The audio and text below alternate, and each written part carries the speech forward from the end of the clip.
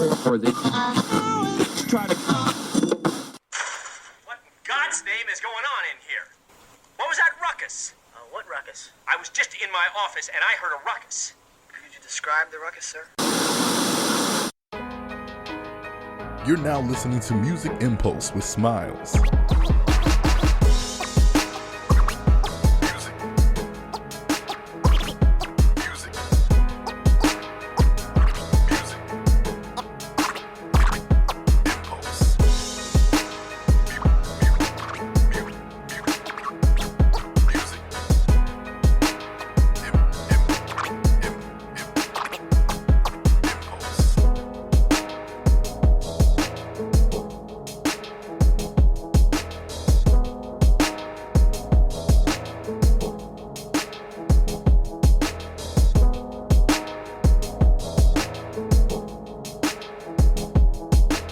All right, y'all, it's your boy Smilez, and we back for another episode. On this episode, I got my guy Rikki Blu in the building, former guest. Last time we talked about one of his former projects, the Six Rings project and all the music and everything he got going on, being originally from Dallas, the musical connection with his family, and if you in Dallas, you've heard of his brother and everything they got going on, and how he moved down to Atlanta and being a father and everything. So I think it was like a year or so ago that we did the first episode, but since then my guy done dropped a new project, fire, amazing songs top to bottom. It's a lot of songs, but it's fire from top to bottom. You know what I'm saying? Hues of Blu came out, was it March, April? It was like it came out March 3rd. Yeah, back in March, but he's still dropping fire content. I love the creativity to it and everything, so we definitely had to sit down and talk about that and everything.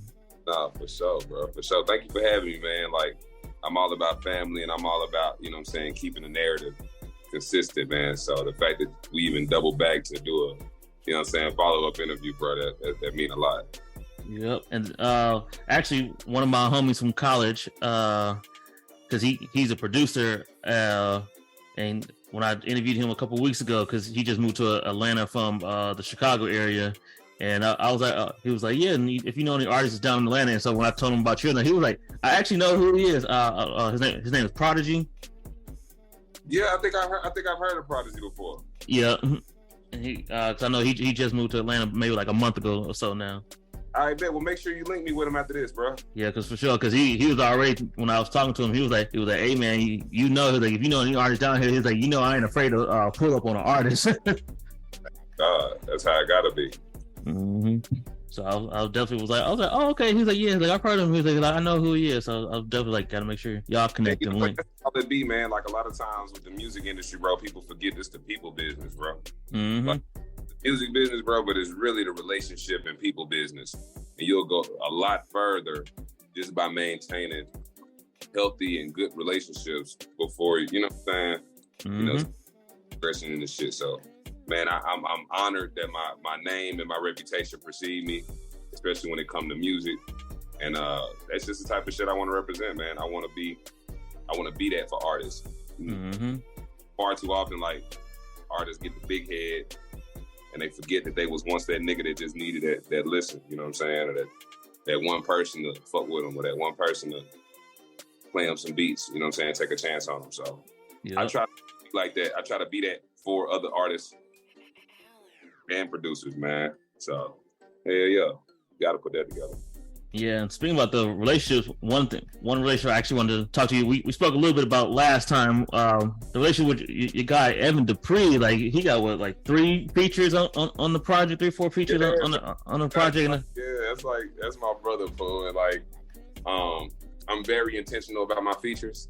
So like, for me, if you featured on that album, I either love you, I believe in you, you know what I'm saying, or we got a history that's like, way deeper than music. So even with 3P, that's the first nigga that ever produced any of my music. Okay, yeah, that's all. He got a couple features on it. Got to give my boy free song, you know what I'm saying? And Evan, and then my little bro Von Julio. I really like that joint. Yeah, Von a monster. Von is a monster, bro. And we got a lot of records coming. Me and Von, like, He keep me young, man. He keep me, you know what I'm saying, grounded when it come to like just going outside of my sound and still, you know, bringing other people into it as well. So, yeah.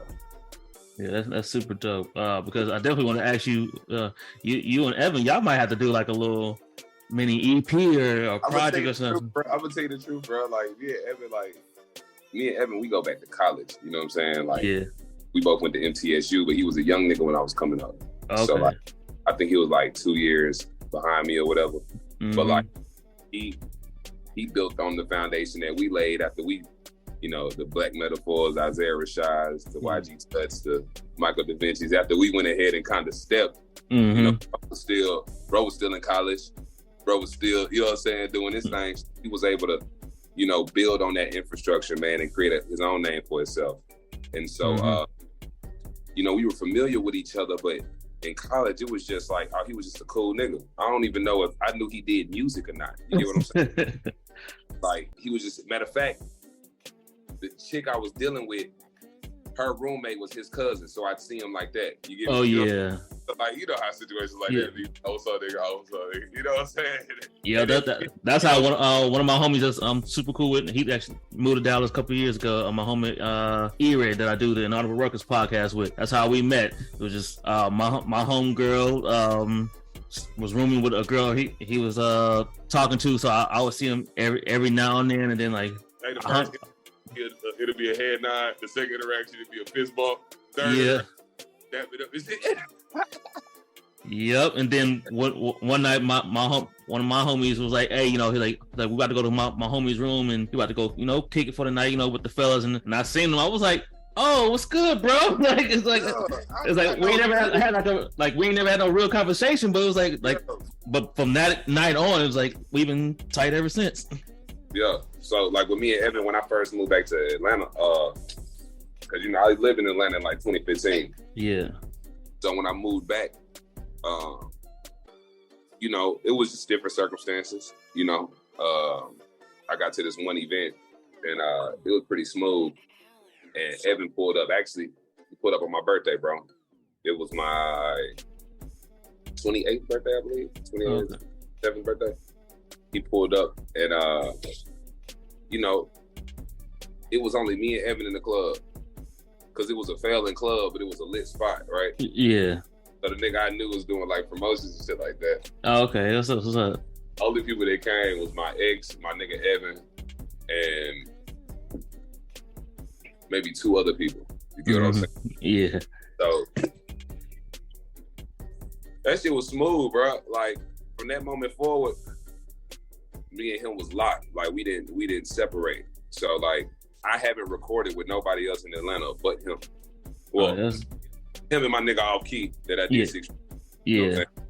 But like me and Evan, we just got a chemistry, man. That's just like I can't explain it. He can't explain it. It's just like, bro, when we get in that booth, bro, we speak the same language, bro. You know what I'm saying? And so like it's really an exchange because for me, you know, being in proximity to a nigga like that, I'm of course making most songs about bitches because he make R&B music. You know what I'm saying? And so I'm able to gain experience in that. And so then when he come over there to fuck with me, now he know he got to bar this shit up. He knows he got to, you know what I'm saying? And like, gotta get in his bag. Like, okay, I know he gonna push me. And so that's a challenge for both of us, you know what I'm saying, that we both excel in.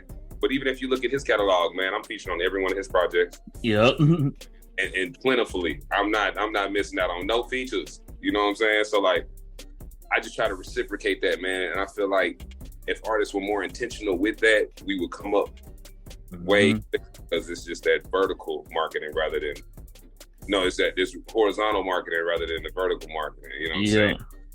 So it's like, nigga, we can get all these niggas at this level instead of trying to reach up and get a nigga to how you knowing that we harder than them. Help us, nigga. The fuck? And once I got outside that, bro, I was like, all these niggas don't want to help me. I'm destroying them. They think I'm gonna stop them from eating. So, you know, you keep your family close, man, and you know, that shit gonna grow organically, man. You know. But us making music together started off with the intentions of us putting out a project. Then we just kept, you know, we kept growing as friends, growing as men and shit like that. And so you know, as time changed, plans change, certain records get consolidated on the other projects. Yeah. Way too long for one song, and niggas say, all right, I'm gonna put that on this project. Yeah. So it all ends up working out for everybody, you know what I'm saying? And so, yeah, man, that's pretty much the nature of like me and Evan Free, man. That's my dog. Yeah, that's what I was like, damn, I was like, these two niggas don't miss when I hear the collabs. I was like, I haven't heard one that I didn't like. I was like, okay. Do not make bad music, bro. Mm-hmm.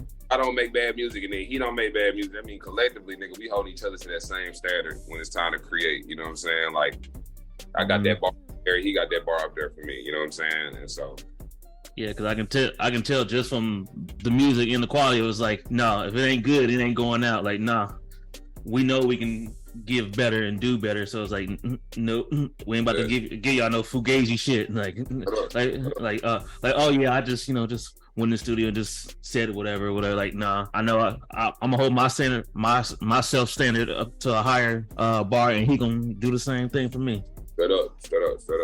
Yeah, so I definitely love every little feature that y'all do. But I definitely want to also start about the creativity for this project. I was just telling my roommate earlier, I was like, yo, this project's not only hard, but I was like, I love the creativity. I was like, it's Hues of Blu. I was like, yeah, his name is Rikki Blu. I was like, then you look at the track list. I was like, it's actually the hues of the different shades of blue and all that. So talk to me about the whole marketing and the creativity behind the project first.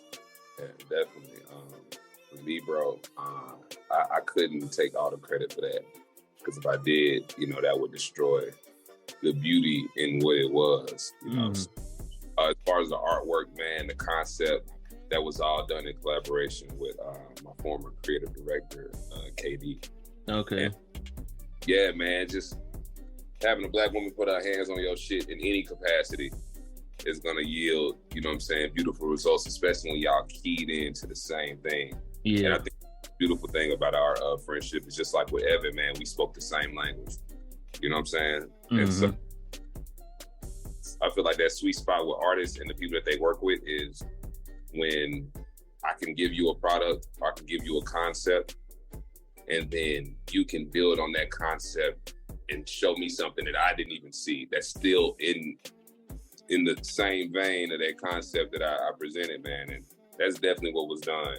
She took that idea and truly created what I feel like to be one of the best, artworks and concepts that I've seen, and not be biased just by somebody who like artwork, like concepts, like shit like. So yeah, man, that whole concept, and even being able to you gotta think about it, bro. Like 21 of anything is a whole lot. 21 apples, a bunch of apples. 21 goddamn cars is a bunch of cars. Get jumped by 21 niggas is bro, come on. So putting 21 songs on an album, I know it's a lot, but I feel like we've been desensitized, and we've been, almost watered down to where we expect the bare minimum. We expect the bare minimum so that we're surprised by the exceptional, right? And it's like, for me, I'm not gonna wait for niggas to give it to me, bro.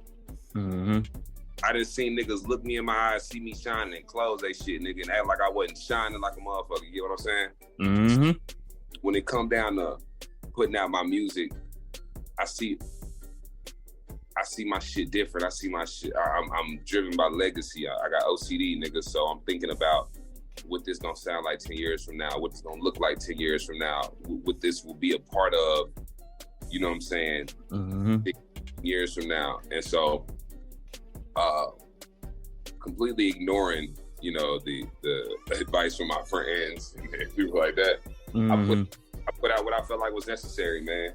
And the beautiful thing that a lot of people probably wouldn't tell, they probably,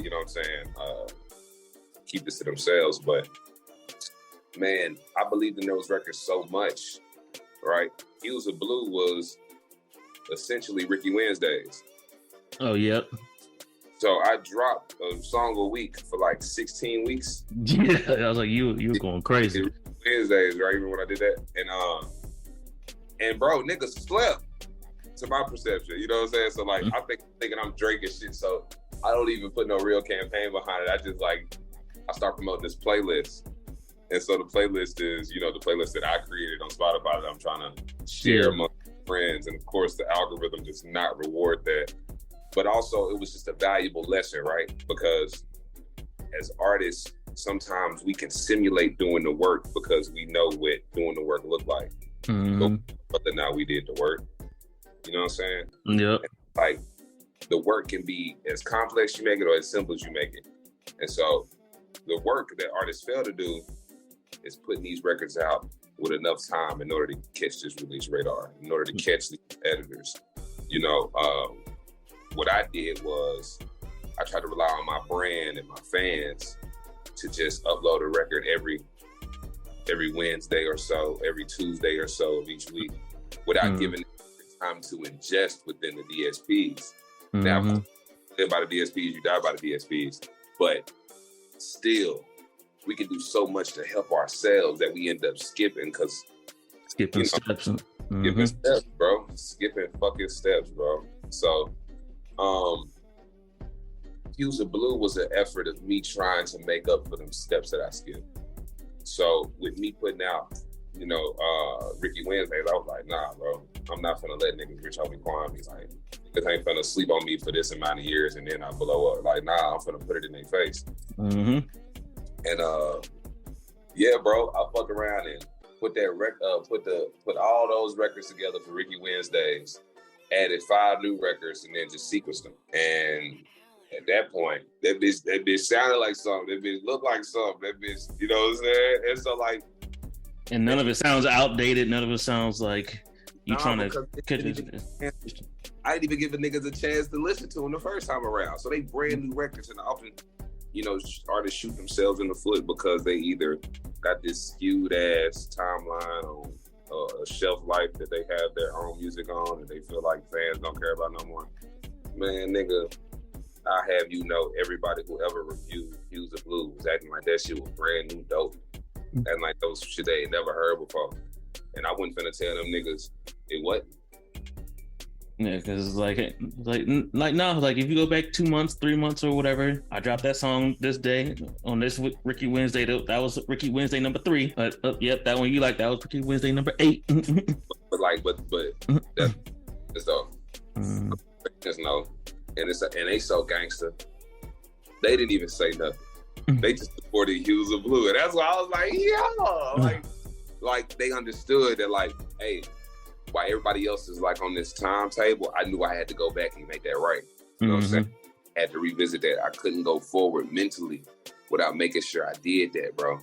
And so I got the the frowns from friends who felt like I was putting out too much good music that people wasn't gonna care about, and the projection that people put their fear on you, like, don't put out that much music.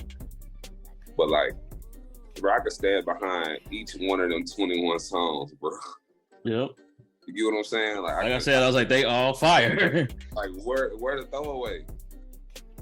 I give a nigga one throwaway and then I'll be like, I bet. But even that throwaway hard to the motherfucker. So it's like, I don't know, bro. I don't know. Yeah, that's why I was like, if you wanted to do 21 videos to that, like, you could do 21 videos. Like, it's... Bro, and as an artist, I got such a grandiose idea for myself and vision. I wanted to. Or something like that. And, man, the truth is, bro, like, you work hard than a motherfucker. You know what I'm saying? But at some point in time, that money run out. Yeah. Or you got to find a nigga with the money. And if you don't possess the skills to find the nigga with the money, you steady got to get around this nigga that's wasting your time, or get to another group of niggas that, ain't on that type of shit that them last niggas was on, or trying to find somebody else that's invested, you know what I'm saying? And not just seeing it as a, get rich quick scheme, and you find yourself just floating around, casting seeds out, trying to see what's gonna stick, what's gonna grow, you know what I'm saying? Yeah. I think I just finally mentally just stopped looking to grow other people's garden. You know what I'm saying? I want to work on yours. Put my own seeds out. You know what I'm saying? And shit, I'd be like one of them niggas at the motherfucking circus with world's largest goddamn pumpkin nigga in the backyard. Nigga James and the Giant Peach. What you talking about? Like, for real, you know. So I don't know, man. I kind of got my mind off of that signing day, that training day that artists kind of fixate themselves on. And I think now I'm just more so into getting my credit right, you know, getting my business license and business together to, you know, really move with my brand how I see it. You know what I'm saying? Like the entity that I see it being.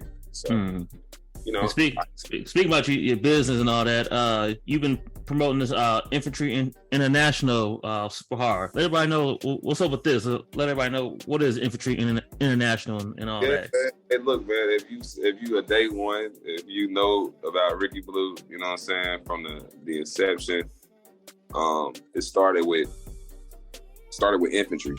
And Infantry was this brand that me and my boy Leo, RIP, came up with. And Infantry just represented like where we was at in life. You know, we off the porch and went to this foreign city, didn't know nobody for real, and you know, we just had to stand on business, bro. When I got out there, I felt like I was like on the front lines, you know what I'm saying? I felt like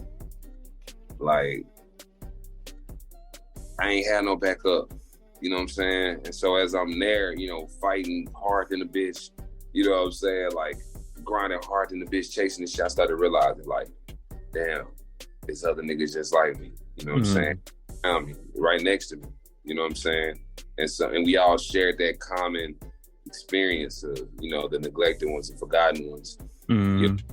So Infantry, the phonetic shortening of that became Infy. And we wanted basically the fan base. And so Infy is the internal network of forgotten youth. And that's hard. Yeah, so that's the say that again. Hold on, let in case they didn't catch that. Say that again. Infy is the meaning. The acronym is the internal network of forgotten youth. And so, you know, when you think about us being the last generation of kids, like the kids as kids now, they are not kids, right? These niggas got Instagram. But these niggas wearing Balenciaga. It's the whole other shit. So like, these niggas ain't kids. They'll never be the kids that we were. And never. That youthful, you know, spirit, that's what keep us young. That's why none of us look 30. That's why, you know what I'm saying? Bro, we had the inception of the internet. We remember Y2K. Right. We seen 9/11. You know what I'm saying? Like, we seen so much shit, bro. We were desensitized as fuck, bro. You get what I'm saying? And so, I feel like everybody that share those same, you know what I'm saying, moments in time in history, we all also share a common bond. And that commonality is what brings us together. That same drive, that same relentless and almost delusional pursuit of the shit that we see that don't make sense to nobody else, you know what I'm saying? We just possess that, you know what I'm saying? There wasn't no anxiety growing up for us. We ain't had no room for that. So, I don't know, man. Also, with being like the forgotten youth, it's our responsibility to wake everybody back up, you know what I'm saying? And as somebody who was raised as a Hebrew Israelite, you know what I'm saying? That's like super in line with how I feel my goal in life is. You know what I'm saying? Like it ain't up to me to say the world, bro. I just have to be the catalyst. I gotta be the spark. I gotta be the horn blower, the trumpet blower. You know what I'm saying? If anything, I can get niggas on point, just get their attention. That seed, and if my seed is pure and that shit is righteous, you know what I'm saying, to its core, man, I done did my job, bro. That's what it's all about. I definitely want to highlight some of the songs that stood out to me. That was like some of my favorites. Come on, let's hear it. Starting with Oath, Monster, Lost Ones. Come on. Stay Safe. Come on. Steve Austin. Come on. Za, Electric Slide, Manifesto, and A Buck. That's a sleeper. Flesh of my flesh, found out my bro with Judas. Life is a test, more or less. Showed up my work and prove it. Nigga like Yeah. the cat. They happy we ain't see you moving. You ain't congruent. Hey, look, hey. I was anointed. I ain't choose it. Hate a bitch that's friendly than the hoe. I had to lose it. Yeah. But the eyes out of my back, they made some bruises. They threw down a rope to help us up. It was a noose. Yep, that was the bar that caught me. I was like, ooh, they threw the. I was like, oh. And so like those are the moments that I live for in music, bro. Them slight, them fade jabs that you ain't even know that shit hit you, but like that shit hit you and like. Because that was the line that caught me. I was like, I like that. They threw the roof. Come on, bro. And so like I want to speak to the experience, bro. I want to speak to what it looked like to bet on yourself. I want to speak to what it looked like and what it feel like to be the only one that really believe in that shit. Like believe in some shit that niggas can't see. Believe in some shit like other niggas that, you know, they can get distracted. They can find other shit to dick ride. They can find other shit to support, you know, other shit to fulfill them. But like, you the one that's left with that. I'm the one that's got to look myself in the mirror. You know what I'm saying? And it's like, I just shown myself so many times in life when I can walk away from some shit that didn't serve me. And so like, this ain't one of them things, bro. Mm-hmm. Like this shit feel good. Like when I put that shit on that, when I put that shit on that song, man, when I put that shit together, like that shit build me up. That the only other feeling that's close to it is like the joy my son give me. You know what I'm saying? How happy he getting, like being genuinely happy for how happy he is. You know what I'm saying? Yeah. So like, yeah, bro. I know. I definitely wanted to highlight and ask you a question about the Steve Austin joint because I was like, okay. I was going to ask you, are you a wrestling fan? I am. I was. Okay. I was an old wrestling fan. Like I come from you know, Steve Austin, The Rock. You know what I'm saying? Like the Eddie Guerrero. You know what I'm saying? You know, Chris Benoit. You know, that age of a wrestler. You know what I'm saying? When she was real. You know what I'm saying? Yeah, because it's BA, Black IRS, aka Black Wall Street in the building. This is E-Ray, the quasi-bad guy, the Diet Coke of evil, Peen Malenko, you know, of course, the American Cream, Brody Loads. And I am your pod guy, your pod tribal chief, the boy A-Dub in the building. And this is Let Me Book the Territory, the greatest four-man wrestling podcast known to mankind. Absolutely. And you can catch us now on Inaudible Ruckus Presents. And we'll be here every Friday, ladies and gentlemen. So if you're ready for it, to sweet me when you see me and let the madness run wild. Yeah. Yeah. Whoa. Baby, please. At ease. Nigga, don't start no smoke, won't be no smoke, we'll leave. Ice in my face so cold, my bitch won't froze, don't freeze. I'm stone cold like Steve. I bust moves then leave. Baby, please. At ease. Nigga, don't start no smoke, won't be no smoke, we'll leave. Ice in my veins so cold, my bitch on froze, don't freeze. I'm stone cold like Steve. I bust moves then leave. Can't throw dirt on me. All my moves is third degree. She nagged me by surgery. BBL or EBT. What the fuck that even mean? No OnlyFans, it's only me. But I bet you paid the fee. No shade to you, that smoke for me. I be like, babe, why you do them like that? That cash on the way while I'm moving like that. I had to change, I couldn't do it like that. I'd rather show you improving like that. The burden of proof, no denying the fact. How you ain't a rat and you hang with a rat. I don't condone what you say in your raps. I'm in a lane with no hating the because I'm not even gonna say I'm a new wrestling fan, which is like I've been watching it a little bit more lately because it started off with my homegirl came to do my hair and she was like, "Hey, can we watch I forgot what night it was or whatever." She was like, "Yes, it'd be on Hulu." So I was like, while she was doing my hair, I just we pulled up Hulu and I was like, oh shit. And like I know my homies be talking about it in the group chat. So I was like, y'all, like the girl to do my hair, she like talking about this, and then they're like Smilez, this is like 2 weeks old, but like we love the fact that you were so excited watching it. I was like, oh, this shit, I was like, this shit is lit. And they're like, we've been trying to tell you, like, wrestling's kind of lit. Yeah. That's fine, bro. Yeah, man, I always felt, Steve, I was always felt with wrestling and the culture behind it, and felt like it ran synonymous with pop culture.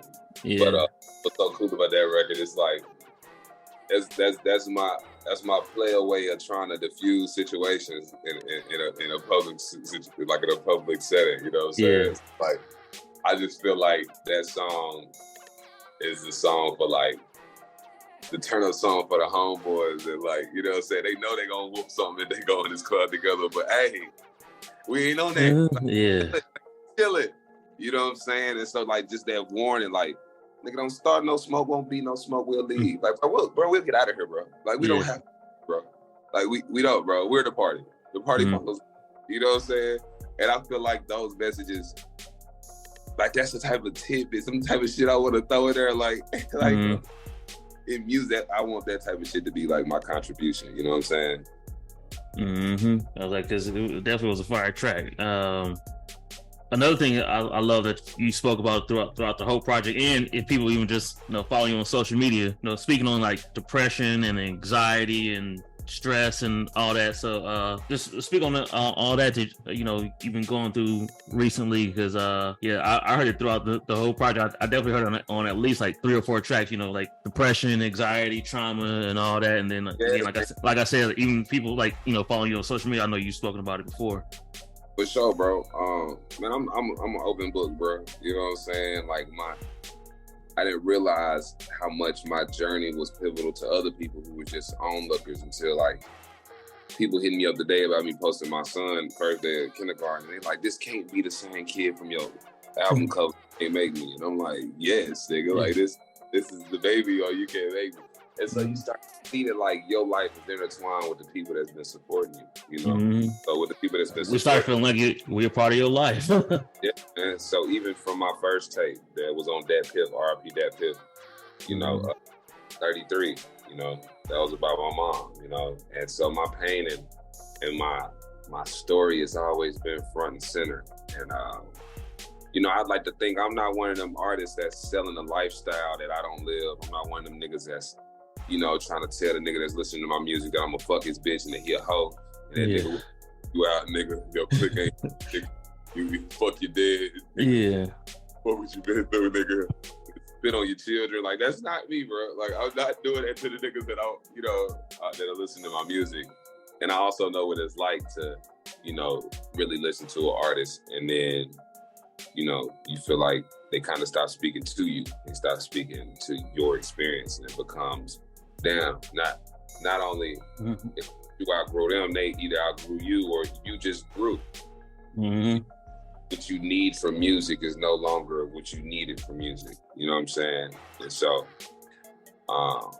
when it comes down to depression and shit like that, like the things that's either self-inflicted or just life and how we deal with it, man, like that shit runs synonymous with my career too. It's like parallel with my shit, nigga. My like just going through this shit, going through the motions, trying to figure this shit out.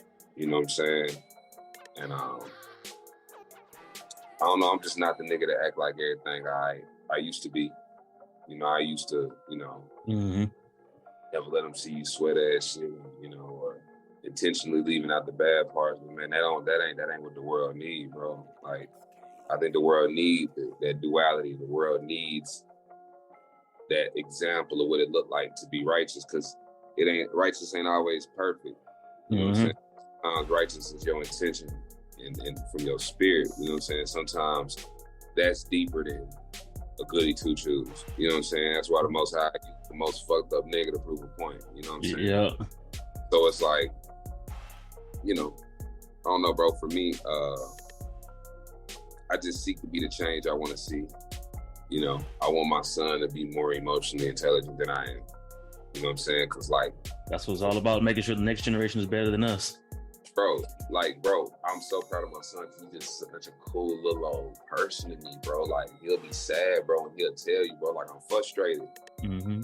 And I just feel like that's just so intelligent of a, 5, now 6-year-old to, explain what he going through and then be able to articulate it. Like, man, look, bro. Hey, bro, it's little shit, bro. And that little shit, really big shit in the grand scheme of things. So, like, I'm just trying to be a better person in every aspect of my life. I feel like the mistakes that we did make, or the people we did hurt or cross over or inadvertently do wrong, like all them people are just casualties of character, bro.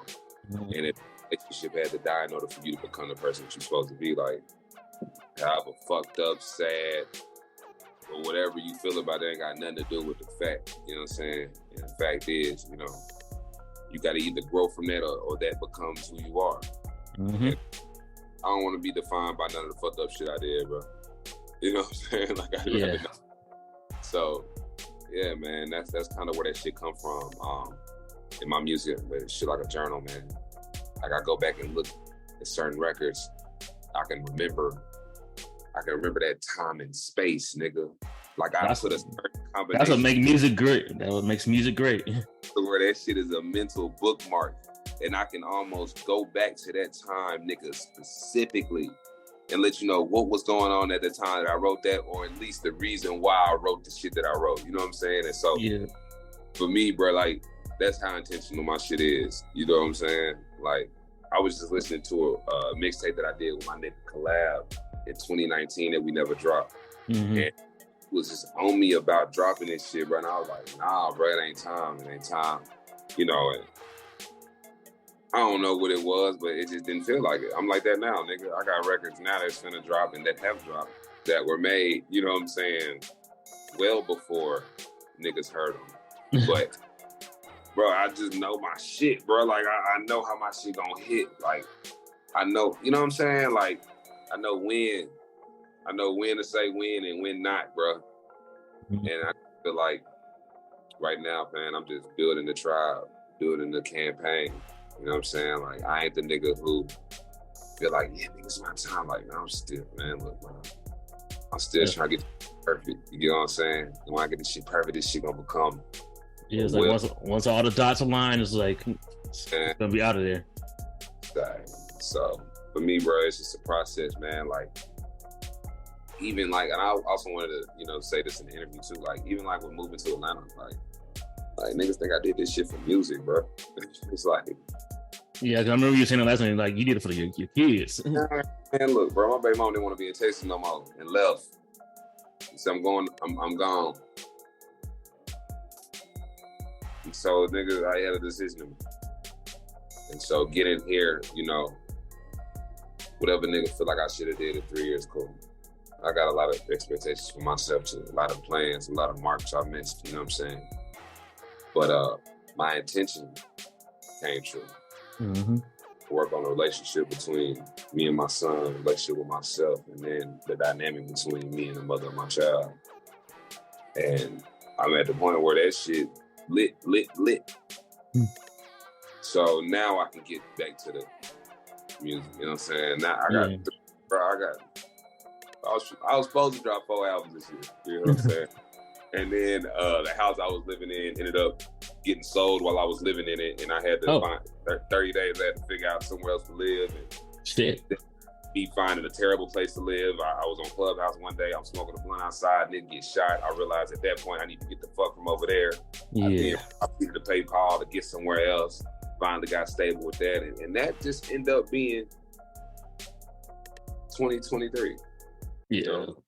In a nutshell. So, that's how I've been talking about. I was like, yo, I lost a job this year, wrecked my car. Come on, bro. You sound like me, twin. Yeah, and it's like, but through the midst of it, I actually, I don't know about, the love word yet, but hey, a girl that knew all that, and now she's like, yeah, I don't care about it. It's like, I have faith in you. She's like, I know your character. So it's like, thank God we don't look like what we've been through, nigga. Yeah. What you talking about?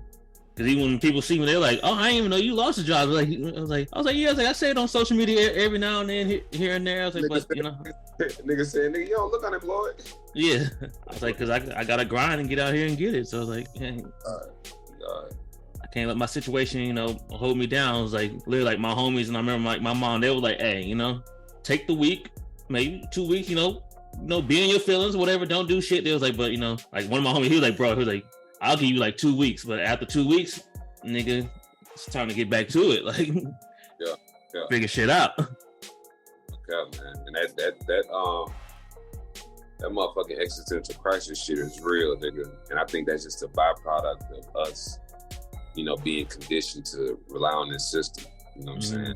You see the superpower that is not having to depend on somebody else to, you know what I'm saying, determine your livelihood to pay for you. When you realize like you eat what you kill, that's a whole nother freedom. Yep. Then when you do fall in line and do that, it don't feel like you doing it no more. It feel like a little lick. You know what I'm saying? It feel like a little play. Or I gotta bust this move right quick so I can So it don't even feel like, you know, oh, woe is me. I hate my job. I hate my life. Nigga, that ain't what I'm focused on. I gotta get over there. You know, to get over there. To her. You know what I'm saying? So yeah, man, like embrace that shit, nigga. Like anytime shit get ugly like that, bro, just know, bro, for every action, there's an opposite and equal reaction. That's in all things, right? That's law. That's law. You get me? Yep. So break it down. If it's super bad right now, super bad. If it's as bad as it's been, what's the opposite of that, bro? As good as it's gonna get. Man, stop playing. But this shit really hell, man.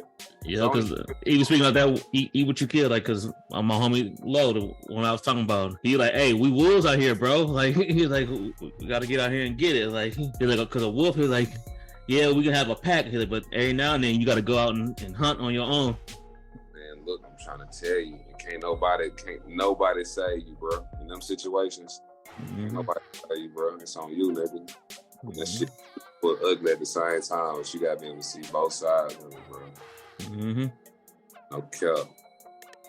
He was like, all this, you know, the situation all it's gonna do is just help grow you, push you even further. And that's why I don't trip about where I'm at musically, right? Because it's like, for me, it's like, I really feel like the most I've been working on my character, bro, and working on like who I am as a person. Yeah. You know, if I had blew up when I felt like I was supposed to blow up, who's to say what I would have fucked up? You know what I'm saying? On what level? Like, you gotta think about it. Like, nigga ain't trying to make the Howard Johnson family look fucked up on national television. Nigga, when you think about all the mistakes you made and how worse it could have been. Negative shit, but just how bad it could have been. We thought that was the worst shit. Like, really just take a minute and just think about how bad that shit could have got in that moment. At that point, bro, it don't matter if you is. No, but yeah. Whatever I was just saying, hey, yeah. But what else was I want to say? What's next? What's next for you? What's going on? What we working on now? There's a lot of shit in the works, man. I gonna drop off the album name with you, man, just because the investment has been made. You get what I'm saying? Next project is called You Were Never Here. Okay. I like that. Yeah, man. It's one of them ones, bro. I ain't gonna lie to you. It's one of them ones, bro. It's really one of the ones. So we got a timeline for it or man, that shit down there done. I got like 2 more songs to finish. Okay. Bet. I got 2 more songs to finish, man. Then we gon' you know, jump into that world and you know, get some shit shot and do this shit the right way, man. Yeah, I was like, hey, if it's even as half or just as good as the way you did Hues of Blu rollout and everything, I was like, I know it's definitely gonna be fire. We set the standard, bro. Like, I ended up especially because now, because it's like, all right, we can't do nothing less than if everybody giving all the great feedback from this, like, can't do nothing less than that. If we got posted on like artworks that go hard and shit like that, like this Twitter page, like that shit was major to me, bro. I don't give a fuck with him and nobody else. Like that shit was major to me, nigga. I was like, hell yeah, cause like niggas is seeing the vision. Yep. And that's something you can't make up, bro. You cannot fabricate niggas seeing the vision, bro. But when niggas give it up for it, when niggas see it and they can recognize it and be like, oh, nah, this is that. You ain't even gotta say it. It's being said behind closed doors. Mm-hmm. That shit being screamed in rooms you ain't even seen, nigga. What you talking about? What's up? Yeah, I can't wait to hear it. But if you can get the folks, you know, if they ain't following you, let them know your social media and all that, and we'll wrap it up. But man, Rikki Blu everywhere. You know what I'm saying? Your favorite artist. You know what I'm saying? Rikki Blu, RIKKIBLU. You know what I'm saying? Everywhere music is streamed. Mm-hmm. Yeah, tap in with me, man. Super easy to find. Rikki Blu at Gmail. Hit me. Producers hit me. Yeah, definitely for sure. I'm definitely soon as we log off, I'm gonna hit you with my homies with the group chat. Oh, you gotta do that. There's nothing. I'll let me. For sure. But this has been your boy Smilez. I'm here with my guy Rikki Blu, and this has been another episode of Music Impulse, and we out. Triple D.